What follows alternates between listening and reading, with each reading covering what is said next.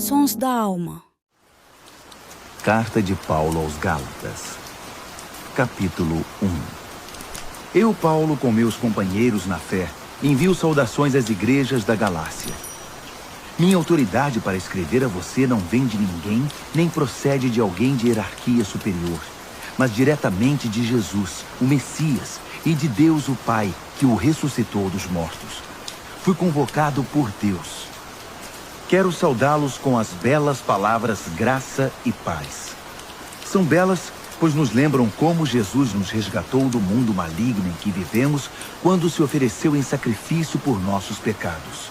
A vontade de Deus é que experimentemos esse resgate. Glória a Deus para sempre. Amém. Não posso acreditar no que ouvi. Como podem ser tão inconstantes? Como resolvem abraçar outra mensagem? Vocês estão traindo aquele que os chamou para a graça de Cristo. E vocês sabem que não se trata de detalhes irrelevantes. É outra mensagem, completamente diferente. É mentira deslavada sobre Deus. Os responsáveis por essa agitação estão virando a mensagem de Cristo de pernas para o ar. Quero deixar bem claro, se algum de nós, até mesmo um anjo do céu, pregar uma mensagem diferente da verdadeira e original, seja amaldiçoado. Vou repetir, se alguém, não importa a reputação ou as credenciais que possua, pregar uma mensagem diferente da que vocês receberam no início, seja amaldiçoado. Acham que falo desse modo para manipular alguém? Ou para impressionar o próprio Deus? Ou para ganhar aplausos do povo? Se meu alvo fosse popularidade, eu não seria escravo de Cristo. Saibam que a mensagem que transmiti a vocês não é mero discurso motivacional. Eu não a recebi de nenhuma tradição, nem a aprendi em alguma escola. Eu a recebi diretamente de Deus e de Jesus Cristo. Estou certo de que vocês ouviram a história da minha vida quando eu vivia no judaísmo. Na época eu perseguia a igreja de Deus. Meu objetivo era destruí-la. Ninguém me superava no apego às tradições dos nossos antepassados. Mas Deus tinha planos para a minha vida. Quando eu ainda estava no ventre da minha mãe, Ele me escolheu e me chamou por sua graça, cheia de generosidade. Por sua intervenção, revelou seu Filho a mim para que eu o anunciasse aos outros povos, os que não são judeus. Logo depois desse meu chamado, fui para a Arábia. Não consultei ninguém e não fui a Jerusalém me aconselhar com os que já eram apóstolos. Mais tarde, voltei a Damasco. 3 anos depois, fui a Jerusalém para conhecer Pedro e saber mais sobre a fé. Foram apenas 15 dias. Mas que dias aqueles! Com exceção de Tiago, irmão do Senhor, não vi nenhum outro apóstolo. Diante de Deus, estou falando a pura verdade. Então comecei meu ministério nas regiões da Síria e da Cilícia.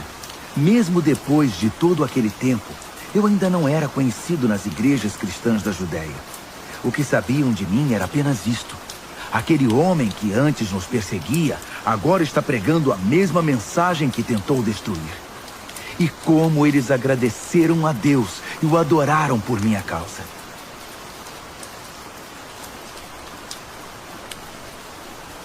Gálatas, capítulo 2. 14 anos depois daquela primeira visita, Barnabé e eu subimos a Jerusalém e levamos Tito conosco. O propósito era esclarecer o que me fora revelado, e apresentei a eles exatamente o que eu estava pregando aos que não são judeus. Foi uma reunião com os líderes mais estimados da igreja, porque não queríamos que o assunto fosse motivo de debate público, trazendo tensão. Isso poderia prejudicar anos de trabalho e também meu ministério. É bom dizer que Tito, que não é judeu, não teve de se circuncidar. Mas houve alguns que se infiltraram na conferência, passando-se por cristãos. Eles vieram espionar a liberdade espiritual dos seguidores de Cristo.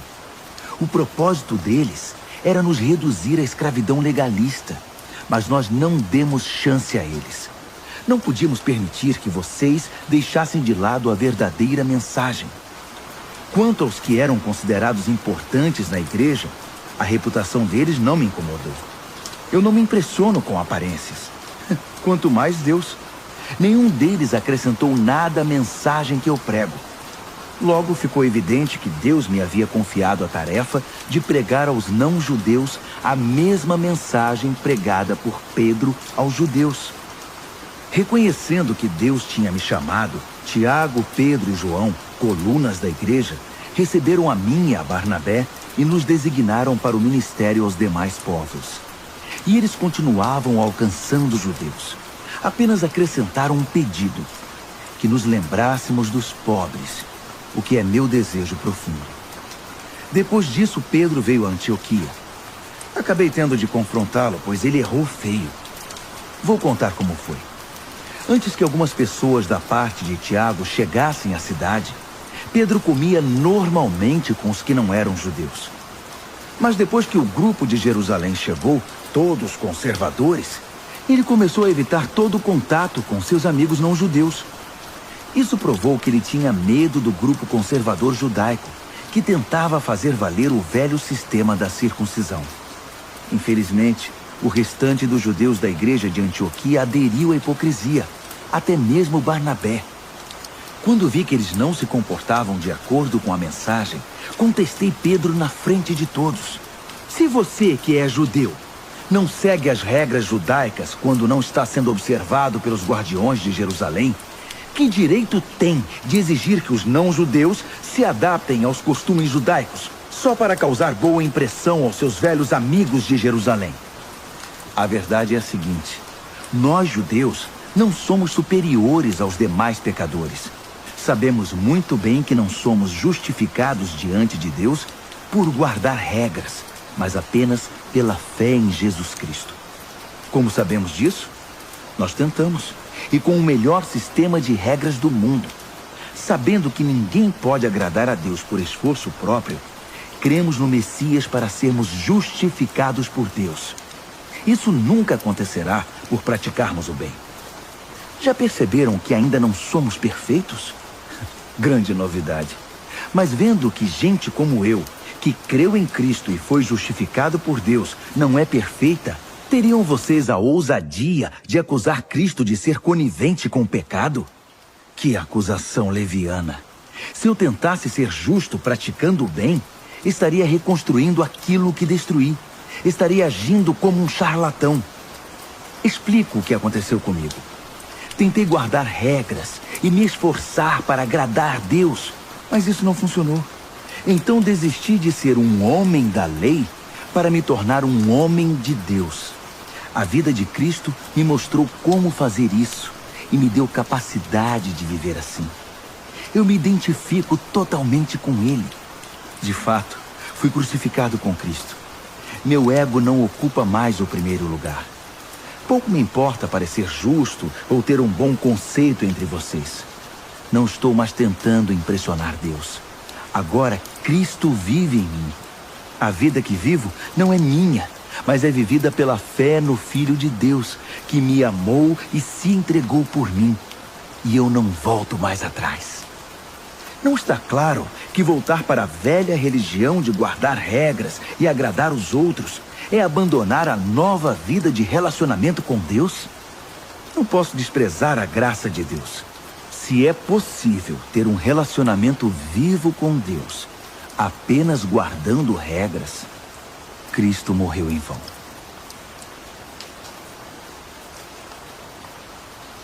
Gálatas, capítulo 3. Meus queridos Gálatas, vocês ficaram malucos. Alguém os enfeitiçou? Perderam o juízo? Algo muito estranho aconteceu, pois é óbvio que Jesus crucificado não está mais no centro da vida de vocês.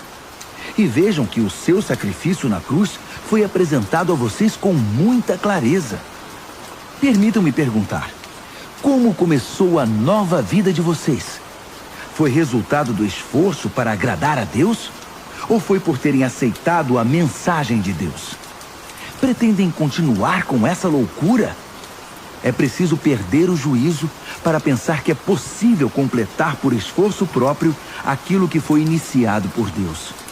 Se vocês não foram capazes o bastante para começar a obra de Deus, acham que podem aperfeiçoá-la? Será que tudo o que sofreram foi inútil? Cuidado, vocês podem perder tudo o que alcançaram. Respondam-me, será que Deus, que os presenteia com sua presença, com seu Espírito Santo, que realizou em vocês o que jamais conseguiriam fazer por esforço próprio, fez tudo isso por causa do esforço de vocês ou porque vocês confiaram a Ele esse trabalho? O que acontece com vocês não é diferente do que ocorreu com Abraão. Ele creu em Deus, e esse ato de fé transformou-se numa vida justificada por Deus. Não é óbvio que quem deposita confiança em Cristo, mas não na lei, é como Abraão, filho da fé? Está previsto nas Escrituras que Deus justificaria os não-judeus pela fé. As Escrituras deixam isso muito claro na promessa feita a Abraão. Por seu intermédio, todas as nações serão abençoadas. Portanto, quem agora vive pela fé tem a mesma bênção de Abraão, que viveu pela fé. Não se trata de uma doutrina nova. É antiga e mostra que todo o que tentar viver a justiça por esforço próprio, independentemente de Deus, está destinado ao fracasso. As Escrituras resumem isso assim: maldito aquele que não consegue cumprir tudo o que está escrito no livro da lei. A impossibilidade óbvia de se cumprir um código moral como esse deixa claro que ninguém pode ter um relacionamento com Deus nessa base. Só pode ter um relacionamento real com Deus quem aceita o caminho de Deus. Fazer alguma coisa por Deus é o oposto de deixá-lo fazer por nós. Abacuque disse tudo. Quem crê em Deus é justificado por Deus. E essa é a vida real. A observância das regras jamais chegará à vida de fé. A pessoa apenas perpetuará o hábito de guardar regras, o que se vê nas Escrituras. Aquele que faz estas coisas, observar as regras, continua vivendo por elas. Cristo nos redimiu dessa vida amaldiçoada de derrotas, quando Ele mesmo a absorveu. As Escrituras dizem: maldito é aquele que for pendurado num madeiro. Foi o que aconteceu quando Cristo foi pregado na cruz. Ele se transformou em maldição e, ao mesmo tempo, deu fim à maldição. Agora, por causa disso, está tudo resolvido. E vemos que a bênção de Abraão está disponível para quem não é judeu também.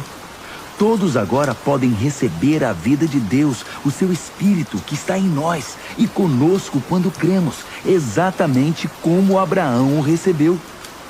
Amigos, permitam-me citar um fato do cotidiano para ilustrar a vida de liberdade de que estou falando.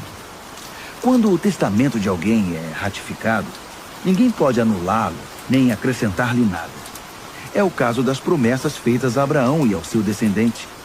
Observem que as Escrituras, na linguagem cuidadosa de um documento legal, não dizem aos descendentes, referindo-se a todos em geral, mas ao seu descendente. A palavra está no singular, referindo-se a Cristo. Quero explicar esse texto. Um testamento, mais tarde ratificado por Deus, não é anulado por um acréscimo anexado 430 anos mais tarde. A promessa contida no testamento não foi negada. O adendo, com suas instruções e regras, não diz respeito à herança prometida no testamento. Então, qual o objetivo desse adendo que chamamos lei? Foi um acréscimo às promessas originais contidas na aliança feita com Abraão. O propósito da lei era preservar um povo pecador na história da salvação até que Cristo, o descendente, viesse, herdando as promessas e concedendo-as também para nós. Evidentemente, a lei não foi dada num encontro direto com Deus, mas foi dada por anjos e por um mediador, Moisés. Se há um mediador, como havia no Sinai, então o povo não se relaciona diretamente com Deus, não é mesmo?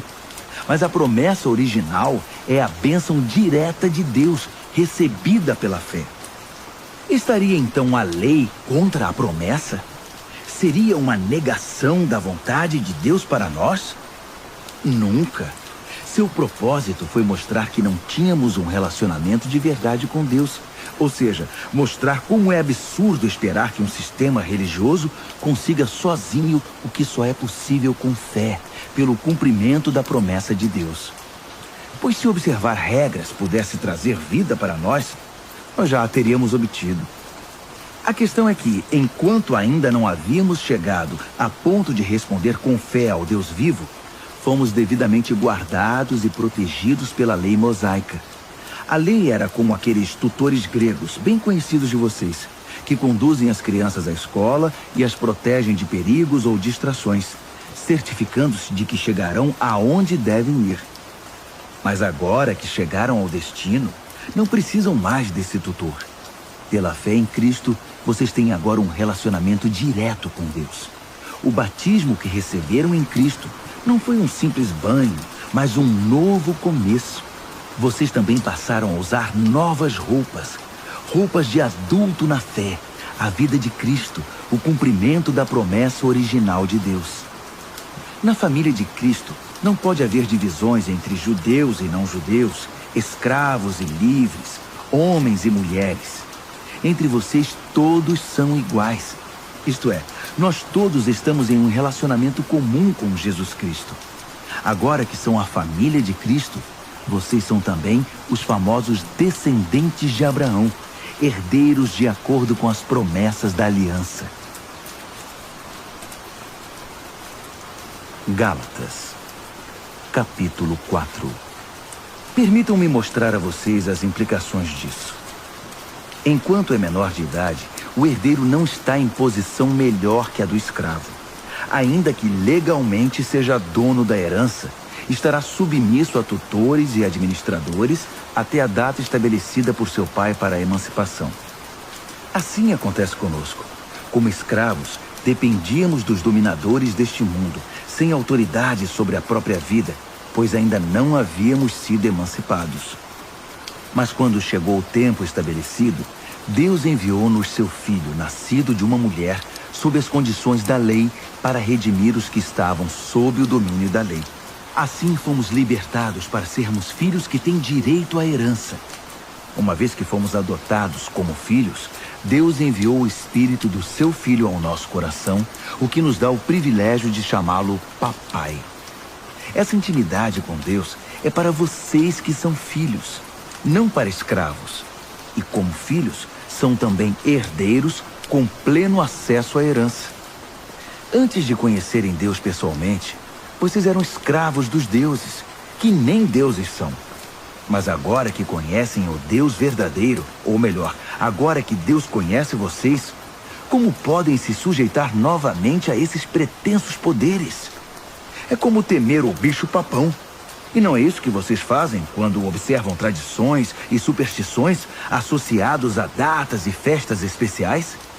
Será que foi em vão tudo o que fiz por vocês?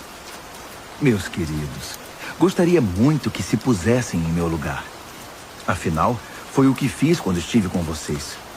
Como vocês foram sensíveis e gentis. Em nada me prejudicaram. Quando preguei para vocês pela primeira vez, estava doente e nem pude prosseguir jornada.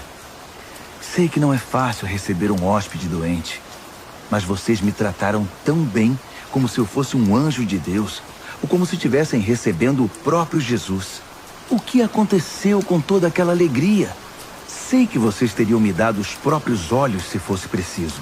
Tal era o carinho com que cuidaram de mim. E agora, de uma hora para outra, parece que virei inimigo de vocês. Foi só por dizer a verdade? Não posso acreditar. Os pregadores de heresias tentam agradá-los de todo jeito. É pura bajulação. Eles querem acabar com a liberdade que a graça de Deus dá a vocês. O objetivo deles é fazê-los dependentes da aprovação e da orientação que pretendem dar. Querem apenas se sentir importantes. É muito bom que vocês sempre façam o bem, mesmo quando não estou por perto. Por que mudar de atitude para comigo quando estou longe? Querem saber como me sinto agora, até que a vida de Cristo seja uma realidade na vida de vocês? Como a mãe em dores de parto. Como eu queria estar com vocês. Eu nem falaria nesse tom tão severo, abrindo o coração. E vocês que são viciados na lei, já deram pelo menos uma olhada no que ela diz? Abraão teve 2 filhos, um da escrava e outro da livre. O filho da escrava nasceu por uma iniciativa humana. O filho da livre nasceu pela promessa de Deus. A ilustração é clara. As duas histórias mostram dois modos de relacionamento com Deus. A primeira fala do Monte Sinai, na Arábia. Representa o que acontece em Jerusalém, uma vida escrava que produz escravos como descendentes. É o caminho de Agar. A segunda fala da Jerusalém invisível, uma Jerusalém livre, nossa mãe. É o caminho de Sara. Lembrem-se do que Isaías escreveu. Alegre-se, ó estéril, você que nunca teve um filho. Exulte e cante, você que nunca sofreu as dores do parto. Porque são mais os filhos da abandonada do que os filhos da mulher casada. Não está claro, meus queridos, que como Isaque, vocês são filhos da promessa? Nos tempos passados, Ismael, o filho nascido por iniciativa humana, perseguiu Isaque, o filho da promessa pelo Espírito. Não é o que vemos agora? A perseguição promovida pelos hereges de Jerusalém segue o modelo antigo. Há um texto nas Escrituras que nos diz o que fazer. Expulse a escrava e seu filho, pois o filho escravo não será herdeiro com o filho livre. Não somos filhos da escravidão, mas sim da liberdade que vem do Espírito. Gálatas, capítulo 5. Cristo nos libertou para viver uma vida livre. Permaneçam nessa liberdade. Nunca mais aceitem sujeitar-se a nenhum tipo de escravidão. Quero enfatizar o seguinte: no momento em que vocês se submetem à circuncisão ou a qualquer outro sistema de regras, o dom da liberdade que Cristo conquistou com sofrimento acaba desperdiçado. Repito, quem aceita o sistema da circuncisão troca a maravilhosa vida de liberdade em Cristo pelas obrigações da vida de escravo da lei. Creio que o que está acontecendo não era a intenção de vocês. Quem escolhe viver de acordo com seus planos religiosos, tentando ser justo, se desliga de Cristo e está fora da graça. Mas nós vivemos a expectativa de um relacionamento com o Espírito que satisfaz. Em Cristo, nem nossa religião mais criteriosa, nem a indiferença quanto a obrigações religiosas significam alguma coisa. O que importa é algo mais íntimo. A fé expressa em amor. Vocês estavam correndo muito bem. Quem os convenceu a se desviar do caminho da obediência? Por certo, não foi aquele que os convocou para a corrida. Por favor, não pensem que isso é insignificante. Basta um pouquinho de fermento para levedar uma grande quantidade de massa de pão. Lá no fundo, o Senhor me deu a certeza de que vocês não vão desistir. Mas aquele que está perturbando vocês, seja quem for, enfrentará o juízo divino. Saibam que o boato de que continuo a pregar a circuncisão, como eu fazia antes de encontrar o Senhor na estrada de Damasco, é um absurdo. Por que então eu ainda seria perseguido? Se eu pregasse a velha mensagem, ninguém ficaria ofendido. Omitir a cruz diluiria tanto a mensagem que ninguém se importaria. Quero saber por que esses agitadores tão obcecados pela circuncisão não se circundam totalmente. Poderiam se castrar. Não há dúvida que Deus chamou vocês para uma vida de liberdade. Mas não usem essa liberdade como desculpa para fazer o que bem entendem, pois assim acabarão destruindo-a. Em vez disso, usem a liberdade para servir o próximo com amor. É assim que vocês serão cada vez mais livres, pois o ensino da palavra de Deus resume-se numa única frase: ame o próximo como a você mesmo. Isso é que é liberdade. Se vocês vivem como cão e gato, vão acabar se destruindo. Querem perder a preciosa liberdade? Aqui vai meu conselho. Vivam nesta liberdade, motivados pelo Espírito de Deus. Só assim vencerão seus impulsos egoístas. Pois há em nós uma raiz de egoísmo que guerreia contra a liberdade do Espírito. Esta liberdade é incompatível com o egoísmo. São dois modos de vida opostos. Não dá para viver com os dois. Por que não escolhem o caminho do Espírito? Só por ele poderão fugir dos impulsos inconstantes de uma vida dominada pela lei. Todos conhecem o tipo de vida de uma pessoa que quer fazer o que bem entende. Sexo barato e frequente, mas sem nenhum amor. Vida emocional e mental detonada. Busca frenética por felicidade e sem satisfação. Deuses que não passam de peças decorativas. Religião de espetáculo. Solidão paranoica. Competição selvagem. Consumismo insaciável. Temperamento descontrolado. Incapacidade de amar e de ser amado. Lares e vidas divididos. Coração egoísta e insatisfação constante. Costume de desprezar o próximo, vendo todos como rivais. Vícios incontroláveis. Tristes paródias de vida em comunidade. E se eu fosse continuar, a lista seria enorme. Essa não é a primeira vez que venho advertir vocês. Se usarem a liberdade desse modo, não herdarão o reino de Deus. Mas vamos falar da vida com Deus. O que acontece quando vivemos no caminho de Deus? Deus faz surgir dons em nós, como frutas que nascem num pomar. Afeição pelos outros, uma vida cheia de exuberância, serenidade, disposição de comemorar a vida, um senso de compaixão no íntimo e a convicção de que há algo de sagrado em toda a criação e nas pessoas. Nós nos entregamos de coração a compromissos que importam, sem precisar forçar a barra, e nos tornamos capazes de organizar e direcionar sabiamente nossas habilidades. O legalismo não produz nada disso, apenas atrapalha. Para quem pertence a Cristo, seguir o próprio caminho e deixar para depois as necessidades dos outros são atitudes que ficaram cravadas na cruz. Já que a vida do Espírito é o tipo de vida que escolhemos, convém lembrar que isso não é apenas uma ideia ou um sentimento no coração. Suas implicações devem ser realidade em cada área da nossa vida. Isso significa que não devemos ficar fazendo comparações como se um fosse melhor que o outro. Temos coisa mais importante a fazer na vida. Ninguém é melhor do que ninguém. Cada pessoa tem valor singular e inestimável. Gálatas, capítulo 6. Amigos, vivam com criatividade. Se alguém cair em pecado, restaurem-no com perdão. Guardem as críticas. Vocês podem precisar de perdão antes que o dia termine. Ajam com misericórdia e estendam a mão aos oprimidos. Compartilhem aquilo que pesa a vocês e cumpram desse modo a lei de Cristo. Se pensam que são bons demais para agir assim, estão muito enganados. Cada um examine com cuidado a si mesmo e a maneira segundo a qual está cumprindo a missão que recebeu e dedique atenção total a ela. Não fiquem admirando vocês mesmos, nem se comparando com os outros.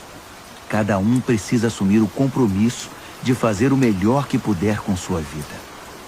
Vocês que já chegaram à maturidade, sejam generosos com aqueles que os instruíram, compartilhando com eles tudo o que de bom possuem e experimentam.